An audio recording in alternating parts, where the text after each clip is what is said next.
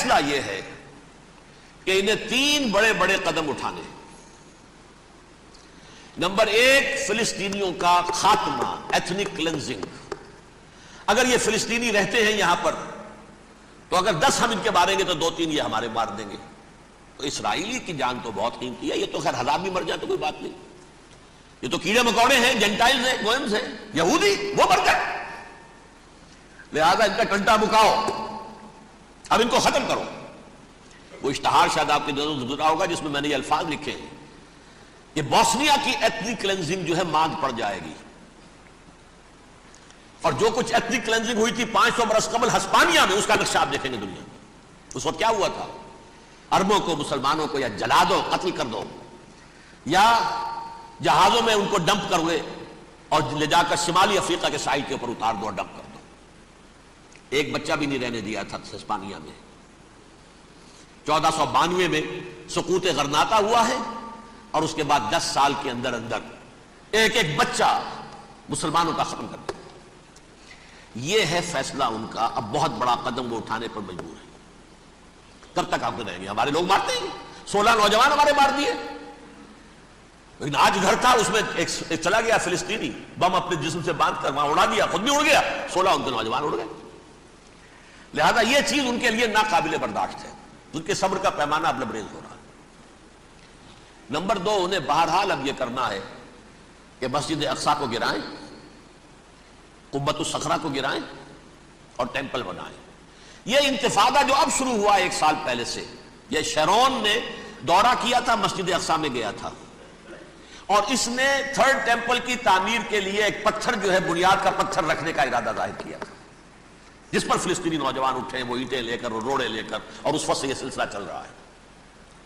کتنے مارے جا چکے فلسطینی، لیکن کچھ نہ کچھ یہودی بھی مرے، اسرائیلی بھی مرے، اور جیسا کہ میں نے عرض کیا اب ان کے صبر کا پیمانہ لبریز ہو گیا۔ انف از انف، اب ہم اس معاملے کو ایک دفعہ جو ہے فائنلی ختم کر دیں اور اب بنائیں گے۔ لہذا اب جو ہے کئی ٹن وزن کے وہ جو پتھر تیار ہو کر آگے رکھ دیے گئے ہیں کہ یہاں یہ بنیاد پڑنی ہے، اس کے اندر یہ پتھر لگے۔ بلکہ ایک لطیفہ بھی مجھے یاد آیا ہے، یہ کوئی 30 سال پرانی بات ہے۔ اس قبۃ الصخرہ کی مرمت ہوئی تھی، تو اس کے اوپر جو یہ سونے کی پتری چڑھی ہوئی ہے، یہ شاہ حسین اردن والے جو ہے، ظاہر بات تھا بھی انہی کے تسلط میں، یہ انہی کی تولیت میں تھا، سن 67 سے پہلے، اس زمانے کی بات میں کر رہا ہوں۔ تو انہوں نے پتہ نہیں 30 من تھا یا 30 ٹن تھا سونا جو ڈونیٹ کیا تھا اس کے اوپر یہ پتری چڑھانے کے لیے، جو بہت بڑا گنبد نظر آتا ہے پورے کے پورے ماحول کے اوپر چھایا ہوا۔ اس وقت یہودی اخباروں نے لکھا تھا بہت اچھا ہے، یہ سونا ہمارے کام آئے گا جب ہم اپنا ہیکل تعمیر کریں گے۔ کہاں جائے گا سونا؟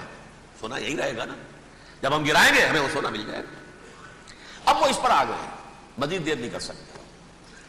تو آپ نوٹ کیجئے، number 1، ethnic cleansing of Palestinians in Israel.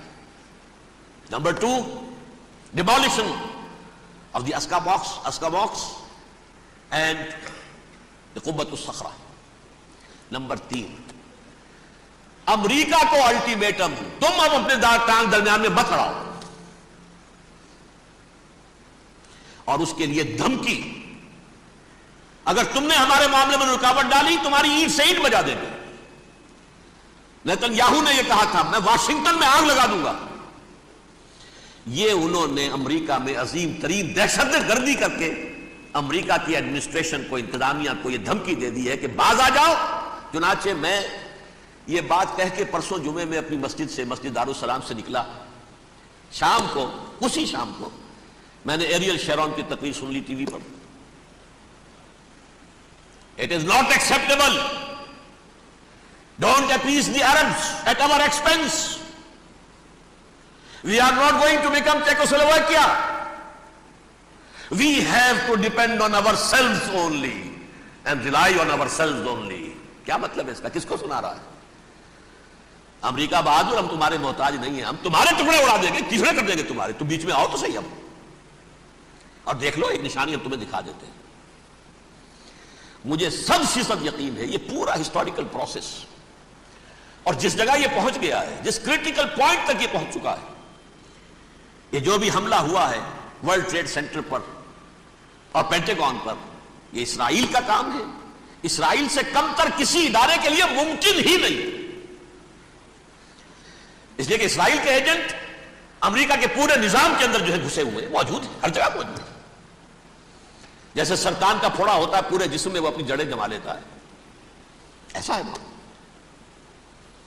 پوری ایڈمنسٹریشن، پوری اکانومی، تمام ذرائع ابلاغ، پرنٹڈ میٹر ہو یا یہ کہ الیکٹرانک میڈیا، سب ان کے قبضے میں، ڈیفنس کا سارا معاملہ ان کے قبضے میں ہے۔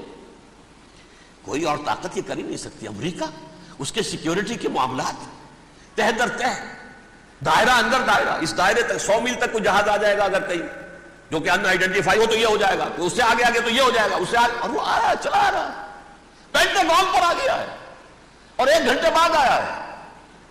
پہلی سٹرائک جو ہوئی ہے ورلڈ ٹریڈ سینٹر، اس کے 1 گھنٹے کے بعد پینٹاگون پر آ گیا۔ پینٹاگون وہ تو یوں سمجھیے ان کی مملکت کا حساس ترین دفاع کا مرکز، اور اس کا 1/3 حصہ جلا کے راکھ کر دیا انہوں نے یہ دھمکی دی ہے۔ لیکن اس سے ان کے پیش نظر مقاصد کیا تھے؟ 3۔ اس دہشت گردی کے 3 مقاصد۔ فوراً اس کا رخ موڑ دینا اسامہ اور اس کی القاعدہ کی طرف۔ امریکہ